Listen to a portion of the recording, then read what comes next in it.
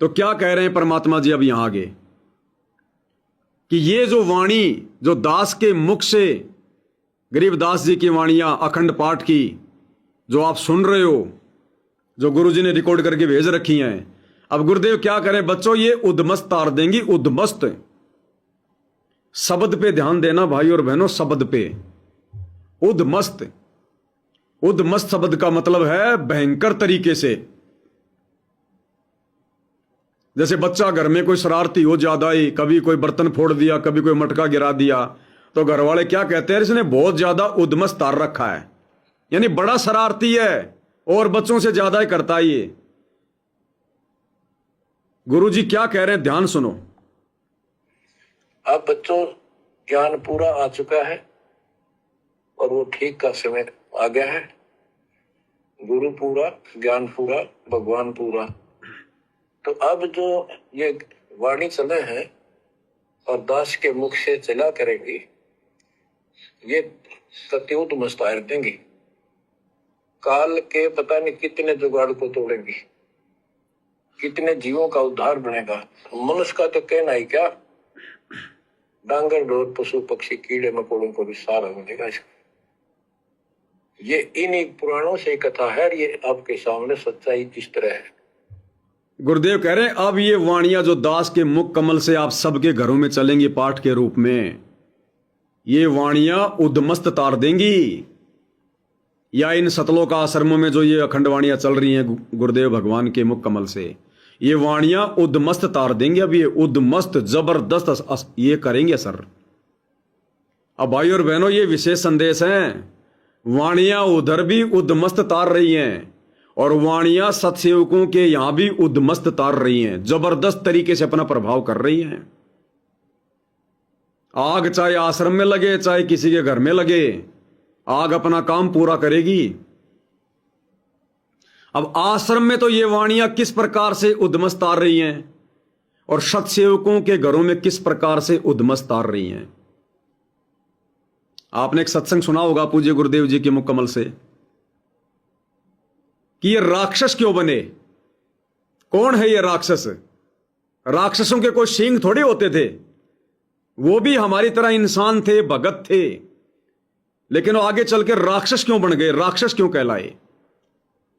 राक्षस का मतलब होता है बुरे काम करने वाला, दुष्ट काम करने वाला, लोगों को दुखी करने वाला। गुरुदेव ने बताया कि पहले वो सब भगत थे, भक्ति करते थे, सारे शिष्य थे, वो एक ही गुरु के चेले थे। वो आगे चलकर जिन लोगों ने मर्यादा नहीं निभाई, जो गुरु के वचन में रहकर वो भक्ति नहीं कर सके, तो गुरुदेव ने बताया कि भक्ति को करते रहने से, उन मंत्रों का जाप करने से, वो धर्म यज्ञ करने से उनमें शक्ति आती चली गई और मर्यादा तोड़ देने से उनके अंदर वो दुष्टता आ गई, गंदे विचार आ गए, बुरे विचार आ गए, जिस कारण से अपने गुरु भाइयों के साथ में वो लड़ाई झगड़ा करने लगे, मार पिटाई करने लगे, उनकी हवन को ध्वस्त करने लगे, भक्ति में बाधा करने लगे। दोनों एक ही गुरु के चेले थे, जिस कारण से आगे चलकर मर्यादा तोड़कर भक्ति करने वाले राक्षस कहलाए, क्योंकि भक्ति करने से उनमें शक्ति आ गई और मर्यादा तोड़ने से दुर्बुद्धि के शिकार हो गए, जिस कारण से वो भगत जो पहले भक्ति करते थे आगे चल के और राक्षस कहलाए। क्या कह रहे हैं गुरुदेव, ध्यान से सुनो। महल का भेद मैरमी को कहना, जो असली वस्तु है किसी एक आध को ही, जो आपका खास मैरमी से सारे हो जाओ उनको ही बताना। महल का भेद मैरमी को कहना, ये जग जान ठगा ठग है। ये राक्षस क्यों बने थे? एक गुरु से नाम लिया, साधना दोनों ने कर ली, जो गुरु की फटकार को नहीं उठ सके वो विमुख होकर के राक्षस रूप में आ गए, उनकी निंदा शुरू कर दी और उनके भक्तों के साथ द्वेष करना शुरू कर दिया। सिद्धियां दोनों में होगी थी भक्ति से। राक्षसों में ऐसी सिद्धि बताते हैं, आकाश में उड़ जाया करते, वहां से बाण छोड़ दिया करते थे, आग लगा दिया करते थे। लेकिन कवाए राक्षस जब तक गुरु पद मर्यादा से हम विमुख हो जाते हैं, मनमुखी जीव पार नहीं होते। तो इसी प्रकार सतगुरु महाराज कहते हैं, धर्मदास तो ये लाख दुहाई और ये सार शब्द कहीं बाहर नहीं जाई। आम व्यक्ति को नहीं बताना कि ये राक्षस रूप में आ जाओगे, क्योंकि काल गेल रहस है। यहाँ तक प्रमाण दिया कबीर साहब ने कि कमाल नाम का जो लड़का जीवित किया था और उसको नाम बता दिया, सतनाम तक उसको दिया, सार नाम तक दे दिया, पर सार शब्द नहीं दिया। आखिर में वही विमुख हुआ और सतगुरु का दुश्मन हुआ। वो कमाल नाम का पुत्र भी जो सतगुरु के साथ और सेवा किया करता था दिन रात, आखिर में वो काल का एजेंट सिद्ध हुआ। कबीर साहब ने बताया धर्मदास को कि धर्मदास वो कमाल भी एक काल दूत में हमारे साथ आया था। तो यहाँ पर महाराज कहते हैं कि खोखापुर के काग मिले दिन दोई रे, अरबों में कोई हंस हमारा होई रे। ये खोखापुर इस काल के जीव हैं, 2 दिन हमारे साथ लगेंगे, 4 काम सिद्ध हो जाएंगे तो वाह वाह ना होंगे तो कुएं में पड़ो। तो इसी प्रकार वो खोखापुर के काग मिले दिन दोई रे, अरबों में कोई हंस हमारा होई रे। तो यहाँ बंदी छोड़ कहते हैं करुणा रमन आदि अंत सब नहीं निवासा, तब ने दूसर हते हवासा, तोन 3 राम राजा कह दीना, और सकल जीव आपन कर लीना। 3 तो क्या कह रहे हैं पूज्य गुरुदेव भगवान, ये वाणियां अब उद्मस्त तार देंगी, और इन वाणियों ने उद्मस्त तार दिया। सन 1994 से सतगुरु रामपाल जी यही ज्ञान, यही नाम, यही वाणियां, यही सत्संग, तो वाणियां तो उद्मस्त तारेंगी। और ये भगत जिनको आज हम ये बड़े बड़े भगत मान रहे हैं, जो परम भगत मान रहे हैं, कोऑर्डिनेटर, गुरु जी का बेटा बेटी, भाई बंधु रिश्तेदार, ये लोग इन्हीं वाणियों को सुनते आ रहे हैं, यही सत्संग सुनते आ रहे हैं, यही भक्ति करते आ रहे हैं, ये इन मंत्रों का जाप करते आ रहे हैं, लेकिन मर्यादा में नहीं रहे। मर्यादा में ना रहने के चलते जो सुमरण इन्होंने किया, जो दान धर्म किया, जो भक्ति की, इन्होंने जो ये सत्संग सुना, तो इससे तो भक्ति की शक्ति इनमें, और मर्यादा तोड़ देने से, गुरु को मानुष मानकर रिएक्ट करने से दुर्बुद्धि के शिकार, जिसका नतीजा हुआ करोथा कांड और बरवाला कांड। करोथा कांड के समय गुरु जी की आज्ञा के बिना जमीन ले ली गई, उसी जमीन पे झगड़ा हुआ, करोथा कांड हुआ। फिर बरवाला कांड में भक्ति तो करते रहे, शक्ति आती रही, मर्यादा रही नहीं इनकी कोई भी, दुर्बुद्धि के शिकार रहे, जिस कारण से बरवाला कांड हुआ। राष्ट्रीय समाज सेवा समिति बना दी इन लोगों ने, अपनी मनमानी करने लग गए, जजों के खिलाफ पुस्तकें लिखकर बांटने लग गए। बरवाला कांड के समय भक्तों को काले कपड़े पहना के कमांडो बना दिए, भक्तों के हाथों में लठ पत्थर पेट्रोल बम बंदूकें और जो है डंडे दे दिए, ईंट बाठे दे दिए, मरने मारने के लिए खड़ा कर दिया। क्यों? दुर्बुद्धि के शिकार थे, क्योंकि मर्यादा नहीं थी। क्या कहा गुरुदेव ने? एक ही गुरु के शिष्य थे, आगे चलकर उन्होंने मर्यादा तोड़ दी, जिस कारण से दुर्बुद्धि के शिकार हो गए, और भक्ति करने के चलते उनमें शक्ति आ गई। और अब देख लो 2014 बरवाला कांड से लेकर वर्तमान 2026 तक इन्होंने कौन कौन सी मर्यादा नहीं तोड़ी होगी। भक्ति भी कर रहे हैं, उसके करने से तो शक्ति, और साथ में मर्यादा तोड़ने से दुर्बुद्धि दुर्बुद्धि दुर्बुद्धि। फिर क्या कह रहे हैं गुरुदेव? आगे चलकर उन भक्तों के साथ में द्वेष करने लग गए, उनकी धार्मिक यज्ञ को खंड करने लग गए, राक्षस कहलाए। तो जब से सात संगति शुरू हुई है, क्या ऐसी कोई सात संगति है जिसमें सतलोक आश्रम वालों ने बाधा उत्पन्न करने का प्रयास ना किया हो? कभी खुद आ गए लेके डंडे, कभी माता बहनों को भेज दिया, कभी पुलिस वालों को लेकर आ गए, मार पिटाई कर रहे हैं, कभी मुकदमे कर रहे हैं सात संगतियां रुकवाने के लिए, लड़ाई झगड़े कर रहे हैं, गालियां निकाल रहे हैं, और ये दुनिया भर के उल्टे काम, परशुराम की जयंती, स्टेडियम बनाना, राजनीति करना, ये अन्नपूर्णा मुहिम चलाना, अयोध्या में भंडारा लगाना, जाटों की धर्मशाला बनवाना, आरक्षणों में बैठना, गुंडों की सीबीआई जांच, ये क्या? ये राक्षसों के काम है, राक्षसों के काम, भक्तों के काम नहीं है ये। अगर ये काम भक्तों के होते तो इनमें से एक भी काम हमारे गुरु ने क्यों नहीं किया आज तक? 1994 से 2014 तक जो कुकर्म भक्ति विरुद्ध ये आश्रम वाले कर रहे हैं, इनमें से एक भी काम आज तक हमारे गुरु ने क्यों नहीं किया? भक्ति करने से इनमें शक्ति, और मर्यादा तोड़ने से, गुरु को मानुष मानने से दुर्बुद्धि।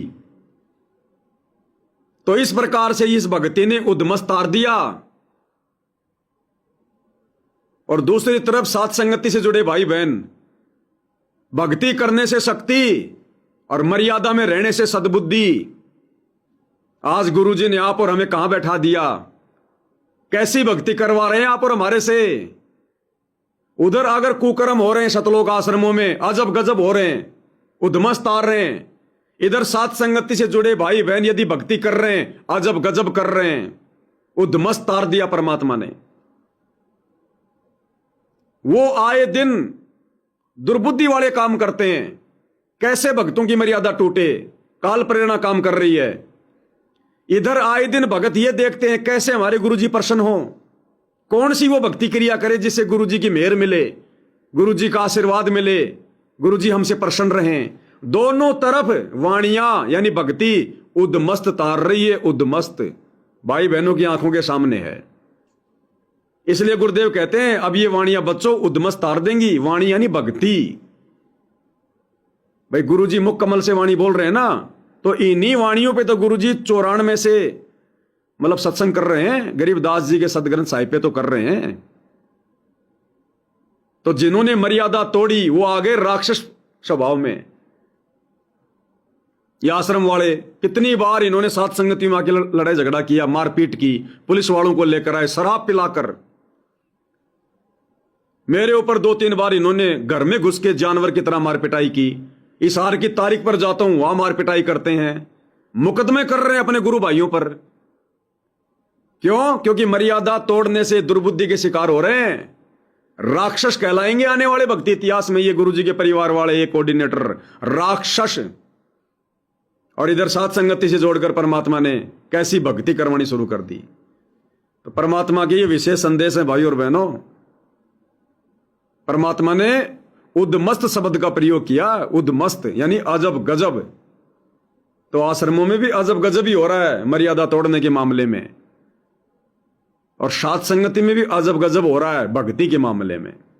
क्या कह रहे मालिक आगे? अब तो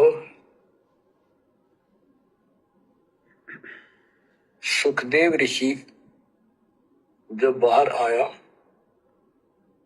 उड़ के चल पड़ा वहां से। पिता ने कहा बेटा, व्यास जी ने कहा पुत्र एक बार शकल दिखा दे। 12 वर्ष इंतजार की, पुत्र होगा। तब उसने कहा एक देवादूत तुम, कोई किसी का पिता नहीं पूछता। पिताजी पता नहीं कितनी बार तू मेरा पिता बन लिया, पता ना कितनी बार मैं तेरा पिता बन गया। अब मुझे समझ में आ गई है, मैं आपकी तरफ देखूं नहीं, मेरा मोह बन जाएगा। ठीक इसी प्रकार सुखदेव ऋषि को तो केवल इस बात से याद आया कि मां के गर्भ में था, फिर परमात्मा ने वो माया रोकी, बाहर आया तो उसको याद रहा, जिस कारण से उसने अपने माता पिता को भी ठुकरा दिया कि कोई किसी का बेटा बेटी नहीं है यहां पर। यहां तो हम भक्ति करने के लिए आए हैं, अपनी आत्मा का कल्याण करवाने के लिए, नहीं तो लग 84 तैयार है। ना मां काम आएगी, ना बाप, ना पत्नी, ना बच्चे, ना कोई रिश्तेदार। चल दिया। तो सुखदेव को तो इसलिए याद रहा कि गर्भ से बाहर आते समय परमात्मा ने माया रोक दी। आप और हमें आज गुरुजी ने स्वयं आकर सत्संगों के माध्यम से बताया, जिस कारण से आप और हमारे ऊपर असर हुआ। आज गुरुजी हर किसी को सतलोक नहीं दिखाएंगे जैसे पहले दिखाया। गरीबदास जी को ले गए, धर्मदास जी को ले गए, मलुकदास जी को ले गए। उन्होंने तो डटकर भक्ति अपनी आंखों से सतलोक देखकर किया। आज आप और हमें गुरुजी सतलोक नहीं दिखाएंगे। आज हमने ज्ञान से देखना पड़ेगा। आज हमने हमारे बाप की नजरों से देखना पड़ेगा कि हमारा बाप जो कह रहा है परम सत्य है। अगर हम अपने गुरु की बात पर भी यकीन नहीं करेंगे तो फिर हम भक्ति के आसपास भी नहीं, हम भक्ति के लायक प्राणी नहीं है। फिर हम ये कलयुग की बिचली पीढ़ी, गुरु ने इतने ठोक ठोक के प्रमाण दे दिए, इतने शास्त्रों का निचोड़ निकाल के दे दिया। आज तक किसी आचार्य, शंकराचार्य, संत, महंत, महात्मा ने दिया क्या? संस्कृत के बड़े बड़े ज्ञाता विद्वान नालंदा में पढ़ के आए, कहां पढ़ के आए, किसी ने एक श्लोक भी समझाया क्या? हमारे बाप ने उनका जो है गन्ने की तरह जूस निकाल के रख दिया इन शास्त्रों का। हमने विश्वास करना पड़ेगा ये कौन महाशक्ति है, कौन परम शक्ति है। आज वो दिखाएंगे नहीं, ना हमने देखने की कोई जिद करनी। ना मन में विचार करना कि गुरुजी मुझे भी दिखाएं।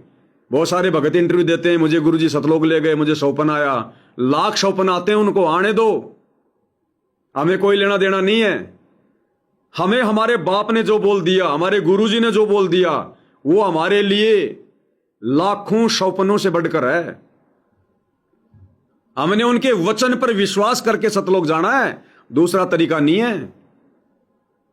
आंखों देखने के बाद भी कौन सा गया सतलोक?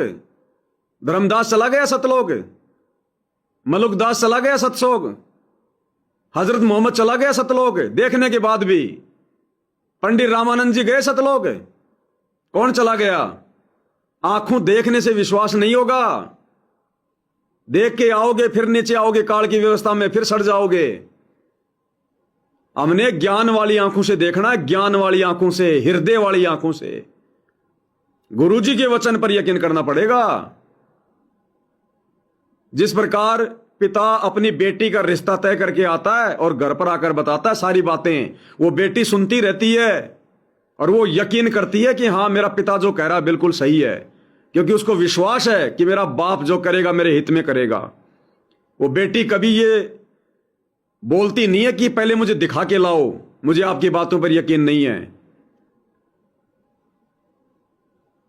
जो पिता ने कह दिया बेटी ने मान लिया। आज उतना विश्वास आप और हमने करना पड़ेगा गुरु की एक एक बात पर, उनके एक एक वचन पर। तो सुखदेव ने तो मां के गर्भ से बाहर आते समय माया के प्रभाव के हटने के कारण यह सब जान लिया। आप और हमारे को जो गुरुजी ने बता दिया,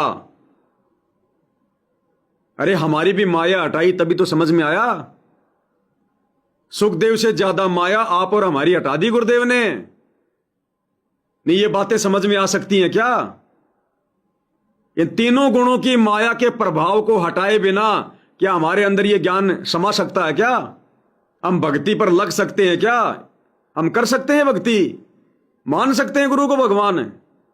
आश्रम वालों से देखे, आरती उतरवा के दिखा दो गुरु की, भोग लगा के दिखा दो गुरु को, उनकी माया का असर नहीं हटा। ये तीनों गुणों की माया का प्रभाव गुरु जी ने साथ संगति से जुड़ी आत्माओं का हटाया है। तभी तो हमारी आंखों के सामने दूध का दूध, पानी का पानी है। तभी तो हम मर्यादा निभा पा रहे हैं, हम इतने दृढ़ हो गए।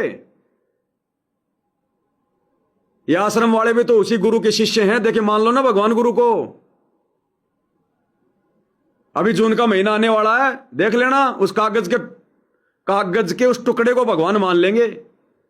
दाढ़ी मूंछ वाली कबीर की नकली फोटो को संत रामपाल जी को भगवान नहीं मानेंगे। उसको भोग लगा देंगे, संत रामपाल जी को घर पे भोग नहीं लगाएंगे, आरती नहीं उतारेंगे। उसकी उतार देंगे जब 3 दिन का पाठ होता है, उस फोटो के आगे आरती घुमा देंगे, उस फोटो के ऊपर चवर कर लेंगे। अपने घर पर नहीं कर सकते, अपने गुरु को भोग नहीं लगा सकते, गुरु की आरती नहीं उतार सकते, क्योंकि इनके ऊपर से तीनों गुणों की माया का प्रभाव नहीं हटा, गुरु की दया नहीं हो रही। आप और हम क्यों कर रहे हैं? क्योंकि हमारे ऊपर से परमात्मा ने तीनों गुणों की माया का प्रभाव हटा दिया। ये विषय वासना से परमात्मा ने साथ संगति से जुड़ी आत्माओं को क्यों दूर कर दिया? जवान जवान भगत भाई बहन आपस में ज्ञान आधार से सलाह करके, सहमति करके और भाई बहन के रिश्तों में आ गए।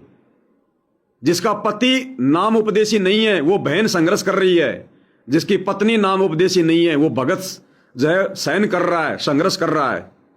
क्यों? क्योंकि परमात्मा ने हमारी माया का प्रभाव हटा दिया।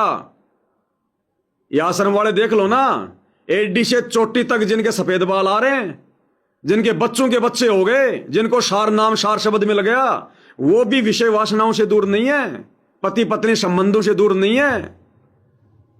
तो माया का प्रभाव कहां हटा मेरे भाई? साथ संगति से जुड़े भाई बहनों के ऊपर से हटा है। तो हमने इसी प्रकार से भक्ति पर लगे रहना, अपने गुरु के वचन पर विश्वास करके।